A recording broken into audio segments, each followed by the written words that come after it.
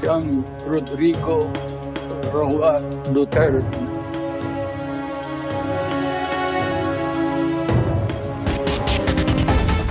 Pumirma na ng dokumento si dating Pangulong Rodrigo Duterte para maging abogado niya sa International Criminal Court ang British-Israeli lawyer na si Nicholas Kaufman.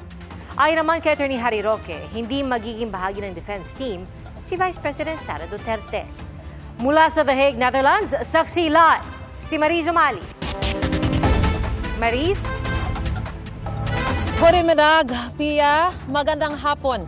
Mula rito sa The Hague, the Netherlands. Unti-unti nang lumilinaw kung sino ang bubuo sa defense team ni dating Pangulong Rodrigo Duterte para sa reklamang crimes against humanity na kinakaharap niya dito sa International Criminal Court. Siyang Rodrigo Roa Duterte. Matapos ang unang pagharap sa pre-trial chamber ng International Criminal Court, 6 na buwan pa ang hihintayin para naman sa confirmation of charges hearing ni dating Pangulong Rodrigo Duterte. Noong una, tanging si dating Executive Secretary Salvador Medialdea pa lang ang tumatayo niyang abogado sa ICC. Pero matapos bisitahin kanina ni Medialdea ang dating Pangulo sa Scheveningen Prison, kinumpirma niyang tanging ang British-Israeli lawyer na si Nicholas Kaufman pa lang ang pinirmahang konforme ni Duterte para kanyang maging abogado sa ICC. Nilinaw ni Atty. Roque na hindi magiging bahagi ng defense team ni Duterte si Vice President Sara Duterte at dadalaw lamang siya sa ama bilang next of kin o immediate family.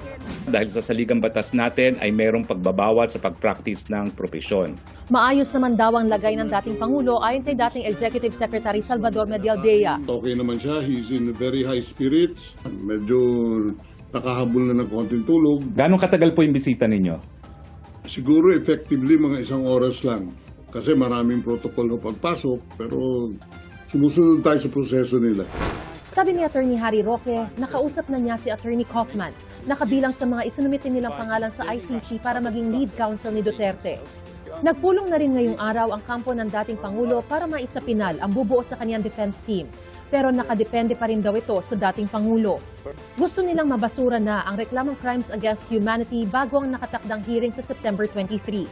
Sa confirmation hearing, malalaman kung may sapat bang ebidensya para litisin siya.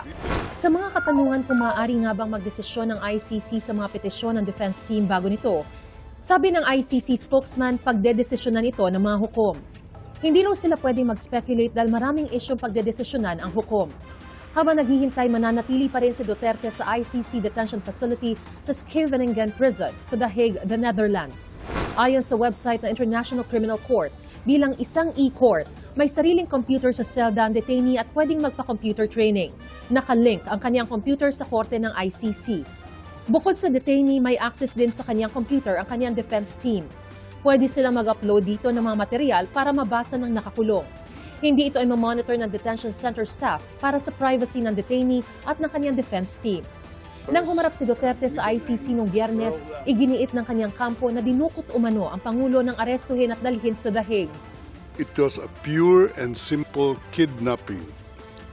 My client was denied all access to the legal recourse in the country of his citizenship, and this all in the nature of political score settling. Sa Pilipinas, paiimbestigahan ni Senadora Amy Marcos na chairman din ng Senate Foreign Relations Committee ang pag-aresto sa dating Pangulo. Sabi ng Senadora, dapat malaman kung nasunod ang due process at naprotektahan ang mga karapatan ni Duterte. Lalo't sangkot dito ang Interpol at ICC. Dapat din daw masagot ang usapin para pagtibayin ang jurisdiksyon ng bansa at para linawin ang polisiya ng law enforcement agencies natin pagdating sa international tribunals. Sa huli, pinaka-importante raw ang soberanya at mga prosesong legal ng Pilipinas. Handa naman daw makipagtulungan ng Malacanang. If the inquiry is in aid of legislation, we will respect the request of Senator Amy. We just complied with all the requirements with the law regarding the arrest of former President Duterte. Nauna nang sinabi ni Pangulong Bongbong Marcos na hindi nakikipagtulungan ng gobyerno sa ICC dahil hindi na miyembro nito ang Pilipinas. Pero meron namang obligasyon ng Pilipinas na makipagtulungan sa Interpol kung saan idinaan ang warrant ng ICC. Sabi naman ni retired Supreme Court Senior Associate Justice Antonio Carpio, kahit lumabas na iligal ang pag-aresto, hindi raw nito maaapektuhan ng jurisdiction pa ng ICC sa kaso ng dating Pangulo. The ICC has nothing to do with the illegal arrest that was done by the surrendering state. So that has been the rule, no? In many cases already. Pag dineliver ka sa tribunal, kahit na you are illegally arrested, the tribunal will not inquire how you were arrested. Basta andoon ka na, they will assume jurisdiction and try you. Sa tanong naman kung posibleng maiwasan ni Duterte ang prosekusyon, It's very difficult for Duterte to get out of that because these are insider people. They have personal knowledge. They were the ones who did the killing for him. So how can he rebut that? No? Pia, umaasa si Attorney Harry Roque na bukas ay makakabisita na siya rito sa Scheveningen Prison para makita ng personal itong si dating Pangulong Rodrigo Duterte.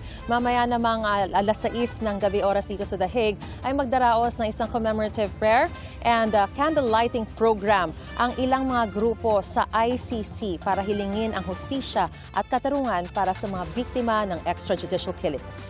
At mula rito, sa The Hague, the Netherlands, para sa GMA Integrated News, ako si Mariz Umali, ang inyong saksi.